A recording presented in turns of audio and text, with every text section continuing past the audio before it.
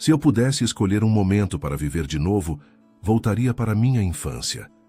Era simples, mas era feliz. Nossa casa era pequena, de madeira envelhecida, com um quintal cheio de terra batida e algumas árvores espalhadas. Quando chovia, o cheiro de terra molhada se misturava ao pão que minha mãe assava no forno improvisado. Esse era o cheiro do lar. Éramos 7 irmãos, 7 vozes gritando, 7 pares de pés correndo descalços, 7 barrigas que nem sempre estavam cheias, mas 7 corações que nunca deixaram de bater juntos. Eu, como o mais velho, me sentia responsável por todos, especialmente por Caio, o caçula, que me seguia como uma sombra e dizia que queria ser exatamente como eu. Nossos dias eram feitos de brincadeiras improvisadas e risadas. A gente subia nas árvores e fingia que eram castelos. Quando não tinha brinquedo, usávamos a imaginação. E quando a comida era pouca, minha mãe fazia parecer um banquete. Comam devagar, ela dizia. Assim dura mais. À noite, quando o frio apertava, todos nós nos encolhíamos juntos em um colchão fino. Eu contava histórias para Caio dormir, inventava mundos que não existiam, mas que nos faziam esquecer a fome e o cansaço. Ele sempre dormia antes do fim, agarrado ao meu braço, como se tivesse medo de que eu desaparecesse. A gente tinha um jogo secreto. Escrevíamos cartas para o futuro. Cada um pegava um pedaço de papel e escrevia o que queria ser quando crescesse. Eu sempre escrevia que teria uma casa grande, cheia de quartos, para que ninguém precisasse ir embora. Caio escrevia a mesma coisa toda vez. Vou morar com meu irmão sempre. Meu pai trabalhava em uma fábrica. Minha mãe costurava, fazia pães, aceitava qualquer serviço para manter a casa de pé. Mas, por mais que se esforçassem, os problemas sempre voltavam. Algumas noites íamos dormir de estômago vazio. Nessas horas, minha mãe sentava ao nosso lado e cantava baixinho, como se sua voz pudesse nos alimentar. Eu sabia que minha infância não era como a de outras crianças. Sabia que existiam famílias que nunca passavam fome, que tinham brinquedos de verdade, que podiam comprar tudo o que queriam. Mas eu não invejava essas crianças. Eu tinha algo que dinheiro nenhum comprava: meus irmãos. A felicidade para mim era isso. O barulho de casa cheia, o calor dos abraços apertados, o jeito que Caio me olhava como se eu fosse um herói. Eu acreditava que isso nunca ia mudar. Mas a vida tem um jeito cruel de nos fazer esquecer das coisas mais importantes. O tempo passou. Cresci. E com o tempo, a vida me ensinou uma dura lição. Crescer significa deixar coisas para trás. Eu sempre fui ambicioso. Talvez porque vi meu pai trabalhar até a exaustão sem nunca ter nada para chamar de seu. Talvez porque desde pequeno aprendi que o mundo não era gentil com quem não tinha dinheiro. Então decidi que eu teria sucesso, que faria algo grande. Comecei pequeno, trabalhando em tudo o que aparecia. Primeiro em um mercadinho, depois como assistente em um escritório. Eu não recusava nada. Juntava cada centavo, estudava nos intervalos. Dormia pouco, sonhava muito. Meu irmão Caio me olhava com orgulho, mas também com certa tristeza. Você nunca tem tempo, ele dizia. Antes a gente fazia tudo junto. Eu achava que ele não entendia. Como poderia? O mundo não esperava nada dele ainda. Mas de mim, sim. Eu precisava vencer. Precisava sair daquela casa apertada. Precisava dar à minha família uma vida melhor. Era esse o objetivo. Então, finalmente aconteceu. Depois de anos economizando e estudando, montei meu próprio negócio. Foi um risco, mas deu certo. Em pouco tempo, a empresa cresceu. Comecei a ganhar dinheiro de verdade. Pela primeira vez na vida, não precisava me preocupar com o amanhã. Mas algo estava errado. No começo, eu achava que era só cansaço. O trabalho consumia todo o meu tempo. As reuniões intermináveis, as metas, os números. Mas quando chegava em casa e olhava ao redor, percebia que estava sozinho. A casa grande que eu sempre quis, não tinha ninguém para preenchê-la. Tentei voltar a me conectar com minha família, mas era estranho. Meus irmãos riam de piadas internas que eu não entendia. Meus pais pareciam felizes por mim, mas havia uma distância entre nós. Eu já não fazia parte daquele mundo. E, no fundo, sabia que a culpa era minha. Um dia voltei à casa onde cresci. Caio me recebeu com um sorriso, mas percebi que ele não era mais o garotinho que corria atrás de mim. Ele tinha crescido, tinha amigos, uma vida própria, e de alguma forma parecia mais feliz do que eu. No caminho de volta para casa, dirigi devagar, observando as ruas da cidade. Eu havia conquistado tudo o que queria. Então, por que me sentia tão vazio? O vazio foi crescendo dentro de mim, silencioso e incômodo. O trabalho preenchia meus dias, mas as noites eram longas e frias. Minha casa, grande e impecável, não parecia um lar. Eu tinha tudo, mas ao mesmo tempo, nada. Comecei a reparar nas coisas ao meu redor. Nos restaurantes, via casais rindo juntos, compartilhando histórias e sonhos. No escritório, colegas falavam sobre seus filhos, sobre os primeiros passos, as primeiras palavras, o jeito como a casa ficava bagunçada, mas cheia de vida. Eu não sabia como era isso. Foi quando percebi. Meu sonho nunca foi apenas ter dinheiro ou sucesso. Meu sonho sempre foi ter uma família. Cresci rodeado de irmãos, rindo, dividindo tudo, sentindo o calor do amor. Como pude esquecer disso? Eu queria mudar isso. Queria alguém para dividir meus dias, para construir um lar de verdade. Alguém que entendesse que sucesso de verdade não estava no que eu tinha, mas no que eu podia compartilhar. Foi então que conheci ela. Não foi um encontro planejado e talvez por isso tenha sido tão especial. Ela tinha um sorriso fácil, daqueles que iluminam um ambiente sem esforço. Conversamos sobre coisas banais no início, mas conforme os dias passaram, percebi que havia algo nela que me fazia sentir em casa. Ela também vinha de uma família grande, também crescera entre irmãos. Sempre dizia que queria uma casa cheia de crianças, risadas e barulho. Silêncio demais me deixa inquieta, ela brincava. E eu a entendia. O amor aconteceu sem pressa, mas de maneira intensa. No começo, achei que minha vida era ocupada demais para encaixar alguém nela. Mas ela não precisou de espaço, porque se tornou o próprio lar. Nos casamos com a certeza de que estávamos prestes a construir algo bonito juntos. Eu olhava para ela e via o futuro que sempre sonhei. Uma casa cheia, uma mesa farta, crianças correndo e tornando cada canto mais vivo. Eu não sabia que, às vezes, a vida tem maneiras cruéis de nos testar. Nos primeiros meses de casamento, tudo parecia um sonho. Nossa casa, antes silenciosa e organizada demais, começava a ganhar vida. Roupas espalhadas, risadas na cozinha, jantares que se estendiam por horas, entre conversas e planos para o futuro. Eu nunca tinha sido tão feliz. Falávamos sobre filhos o tempo todo. Ela queria uma casa cheia e eu, que sempre crescera cercado por irmãos, me via nesse sonho com facilidade. Vai ser um caos maravilhoso, eu brincava. Ela ria e dizia que mal podia esperar. Começamos a tentar logo. No primeiro mês foi empolgante, no segundo uma expectativa crescente, no terceiro o primeiro olhar preocupado. 6 meses depois, a empolgação deu lugar à inquietação. A cada teste negativo, minha esposa disfarçava o desânimo com um sorriso forçado, mas eu via a dor em seus olhos. Eu tentava tranquilizá-la, dizia que era questão de tempo, que algumas pessoas demoravam um pouco mais, mas no fundo, o medo começava a crescer dentro de mim. 1 ano se passou. Nada. Fizemos promessas, oramos, tentamos de tudo. Chá disso, simpatia daquilo, exames, consultas. Os amigos começaram a perguntar quando viriam os filhos. Os olhares cheios de pena dela quando respondia que ainda não, me cortavam por dentro. Até que fomos a um especialista. Eu lembro exatamente daquele dia. O som do relógio na parede da clínica, a luz fria da sala, o jeito como minha esposa apertava minha mão com força enquanto esperávamos.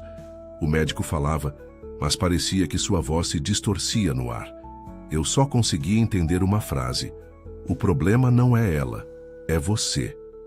Eu era infértil. Naquele momento, algo dentro de mim quebrou. Saímos da clínica em silêncio. O barulho da rua parecia abafado, distante, como se o mundo tivesse diminuído. Eu dirigia sem rumo, sem pensar, com os olhos fixos na estrada, mas sem realmente enxergar.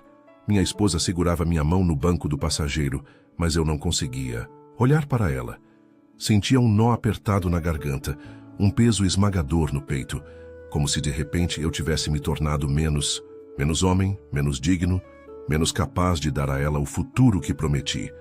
Aquela noite foi a pior da minha vida. Não dormi. Fiquei sentado no escuro, encarando o teto, revivendo cada momento desde que decidimos ter filhos. E agora? O que seria do nosso sonho? Nos dias seguintes, tentei fingir que estava bem. Ela me abraçava, dizia que isso não mudava nada, que daríamos um jeito. Mas eu via o olhar dela escapar às vezes para um ponto fixo, distante, e sabia que doía nela tanto quanto em mim. Eu parei de sorrir. No trabalho, comecei a errar, perder prazos, esquecer compromissos. Meus funcionários cochichavam que eu estava diferente. Eu estava. Algo dentro de mim estava se despedaçando lentamente. Foi então que a ideia começou a crescer na minha cabeça. Primeiro, como um sussurro, depois, como uma certeza insuportável. Eu não podia arrastá-la para isso. Não podia ser o responsável por roubar o sonho dela de ser mãe. Ela precisava de outra chance, de alguém que pudesse dar a ela o que eu não podia. Naquela noite, sentei-me ao lado dela e segurei suas mãos com força. Com a voz falha, disse o que estava guardando dentro de mim há semanas. Você precisa seguir sua vida. Eu te amo demais para te prender a essa dor. Ela ficou em silêncio. Depois vi seus olhos encherem de lágrimas. Se você acha que eu me casei só para ter filhos, então nunca me conheceu de verdade. Ela não foi embora. Não hesitou, não titubeou. Ela escolheu ficar. Escolheu nós. E foi assim que, juntos, tomamos a decisão que mudaria tudo. Adotar um filho. Tomar a decisão foi fácil. Colocá-la em prática foi outra história. No começo, a ideia da adoção parecia um novo sopro de esperança. Passamos noites conversando sobre isso, imaginando como seria, tentando preencher o vazio que a notícia da infertilidade deixou. Minha esposa, como sempre, se manteve otimista. Eu, por outro lado, carregava um medo silencioso. Fizemos a inscrição no processo e começamos a visitar instituições. Eu me lembro do primeiro orfanato que entramos. Era um prédio antigo. As paredes pintadas com cores vibrantes tentavam disfarçar a frieza do ambiente. Crianças corriam pelos corredores. Algumas riam, outras nos olhavam de longe, desconfiadas. Queríamos um bebê. Sempre imaginamos começar, do início, dar nossos valores, ensinar nossas tradições. Mas os bebês eram os primeiros a serem adotados. Não havia nenhum disponível. A responsável pelo orfanato, uma mulher de olhar experiente e voz gentil, nos chamou para uma conversa. Ela nos explicou que havia uma criança disponível. Um menino de 6 anos. Minha esposa me olhou, incerta. Não era o que imaginávamos. 6 anos significava uma história antes de nós, memórias que não fazíamos parte. Como seria criar um filho que já havia conhecido o abandono? No final da visita, conhecemos ele. Sentado num canto, desenhava em um pedaço de papel amassado. Quando nos aproximamos, ele ergueu os olhos rapidamente, mas logo desviou o olhar. Não sorriu. Não parecia animado em nos conhecer. Ele já foi adotado antes, a mulher nos explicou, em tom baixo. E devolvido. As palavras bateram como um soco no peito. Como alguém poderia devolver uma criança? Ele era apenas um garoto. Naquela noite conversamos por horas. A decisão parecia pesada. Criar um bebê parecia mais fácil do que ganhar a confiança de uma criança que já conhecia a rejeição. Mas eu me lembrei do que senti quando descobri que era infértil. A sensação de não ser suficiente, de ser descartável. Olhei para minha esposa e soube que ela pensava o mesmo. Então, no dia seguinte, voltamos ao orfanato e demos nossa resposta. Queremos ele. O dia em que o trouxemos para casa deveria ter sido feliz, mas ao invés disso, foi um dos dias mais difíceis da minha vida.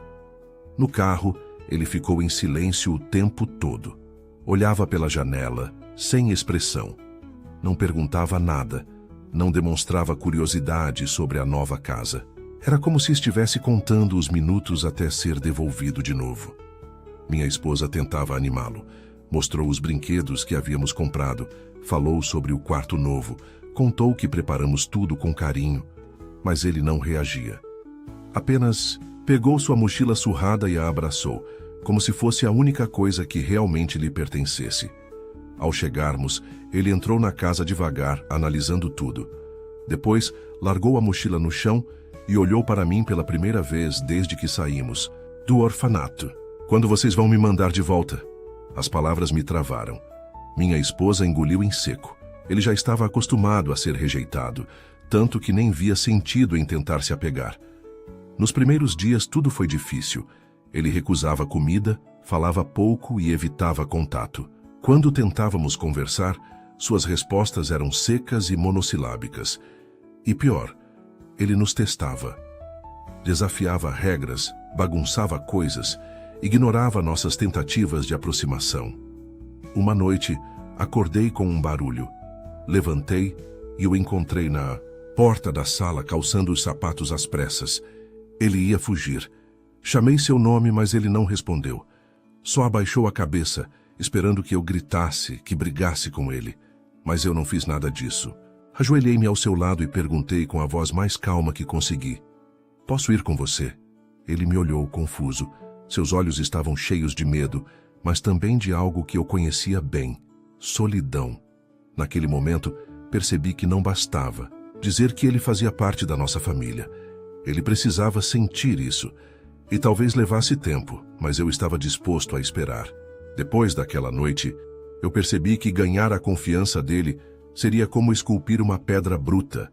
Levaria tempo, exigiria paciência e, acima de tudo, não poderia ser à força.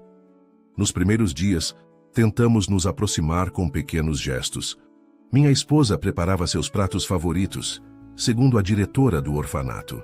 Eu o chamava para assistir TV comigo, mesmo quando ele fingia não ouvir. Aos poucos ele começou a aceitar, mesmo que sem entusiasmo.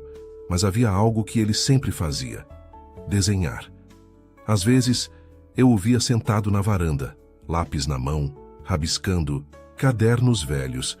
Um dia esperei ele sair do quarto e peguei um de seus desenhos. Era uma casa, pequena como a do orfanato. Mas o que chamou minha atenção foi que, ao lado dela, havia um menino sozinho. Não havia pais, não havia família, apenas ele. Naquela noite, sentei ao lado dele e, sem dizer nada, peguei um lápis e comecei a desenhar também. Fiz uma casa parecida com a dele, mas ao lado do menino solitário, desenhei 2 adultos, eu e minha esposa. Ele olhou para o desenho, depois para mim. Ficou estranho, ele disse, mas pela primeira vez havia um pequeno sorriso ali. Aos poucos a barreira entre nós foi enfraquecendo. Ele começou a responder mais, a nos chamar pelos nomes. Pequenos avanços, mas que para mim e minha esposa eram imensos. O primeiro abraço veio semanas depois. Ele estava assistindo TV e minha esposa brincou com seu cabelo, como fazia com os sobrinhos. Ele não recuou, pelo contrário, se aconchegou. E ali soubemos que estávamos começando a ganhar o seu coração. Mas o momento mais marcante aconteceu em um dia de chuva. Ele estava brincando na varanda quando, de repente, um trovão ecoou. Abaixou a cabeça, encolhendo os ombros e murmurou: "Eu não gosto de tempestades." Eu me lembrei de quando Caio era pequeno, quando ele tinha medo do escuro e eu o abraçava até dormir. Então, sem dizer nada, eu apenas me sentei ao lado do menino e o abracei. Ele ficou tenso por alguns segundos. Depois, sem olhar para mim, retribuiu o abraço. E ali, pela primeira vez, eu senti que ele começava a entender. Ele não estava sozinho. A mudança não aconteceu de um dia para o outro, mas em pequenos momentos quase imperceptíveis. No começo, eu ainda carregava aquela sensação de insuficiência. Por mais que minha esposa estivesse sempre ao meu lado e nosso filho começasse a se abrir, eu ainda sentia que não era o bastante. Como se o passado ainda me perseguisse, sussurrando que eu não era digno daquela família. Mas então começaram a acontecer coisas simples, mas que mudaram tudo. Uma manhã, enquanto eu me preparava para o trabalho, ele apareceu na porta do quarto. Eu já estava acostumado a vê-lo por perto, mas, dessa vez, foi diferente. Ele não disse nada, apenas me olhou e, hesitante, ajeitou minha gravata com as mãos pequenas. Algo tão simples, mas que me fez engolir em seco. Outra vez no escritório, um funcionário meu, um homem mais velho que sempre me admirou, parou e disse: "Você está diferente. Parece mais leve. E ele estava certo. Pela primeira vez, eu percebi que o peso que carreguei por tanto tempo estava diminuindo. A confirmação veio meses depois. Era uma noite comum. Estávamos jantando quando minha esposa brincou com ele sobre como estava comendo rápido demais. Rimos, e então, de repente, ele olhou para mim e disse, de forma natural: "Pai, me passa o suco?" Eu congelei, minha esposa também. Ele não percebeu de imediato o que havia dito. Apenas depois de alguns segundos viu nossos olhares e ficou vermelho. Baixou a cabeça, envergonhado. Mas eu não consegui segurar. Eu ri. Um riso genuíno que parecia ter ficado preso dentro de mim por anos. E então ele riu também. Naquela noite, deitado na cama ao lado da minha esposa, percebi que tinha encontrado o que procurava. Não no dinheiro, no sucesso, ou no que eu achava que definiria minha felicidade. O verdadeiro sucesso sempre esteve ali, no barulho da casa cheia, na risada inesperada, na palavra mais simples e poderosa que já ouvi na vida: Pai. O tempo passou, e nossa casa, antes silenciosa, se transformou exatamente no que minha esposa sempre sonhou, barulhenta, cheia de vida e com risadas ecoando pelos corredores. Nosso filho se tornou parte de nós. Não porque assinamos papéis ou porque o trouxemos para casa, mas porque ele nos escolheu. Escolheu ficar. Escolheu nos amar. A primeira vez que ele me chamou de pai foi marcante, mas a certeza de que éramos uma família veio em um dia especial. Ele estava na escola e fomos convidados para assistir a uma apresentação. Eu nunca tinha ido a algo assim. Nunca tinha pensado que um dia estaria sentado em meio a pais ansiosos, esperando meu filho subir no palco. Quando chegou a vez dele, meu coração acelerou. Ele caminhou até o microfone, segurando um pequeno cartaz nas mãos. O tema da apresentação era Minha Família. Então ele olhou para a plateia, nos encontrou ali, sorriu e ergueu seu cartaz. Nele estava um desenho. Não era uma casa solitária. Não era um menino sozinho. Era uma casa cheia, com 3 pessoas de mãos dadas. Nós. Minha esposa começou a chorar. Eu não consegui dizer nada, apenas apertei sua mão e deixei aquela cena se gravar na minha alma. Quando a apresentação acabou, ele veio correndo em nossa direção e nos abraçou forte. Pela primeira vez, sem hesitação, sem medo. Naquele momento entendi que a felicidade não estava no que eu tinha perdido, mas no que eu tinha encontrado. E no fundo da minha mente, lembrei das cartas que escrevíamos quando crianças, do que Caio sempre escrevia: "Vou morar com meu irmão, sempre." Ele não pôde estar comigo, mas de alguma forma, a vida me deu outra chance de cumprir essa promessa. Agora eu tinha minha casa cheia, minha família, meu verdadeiro lar. E nada, absolutamente nada, poderia tirar isso de mim. E lembre-se, o amor nunca fica longe, ele sempre encontra o caminho de volta.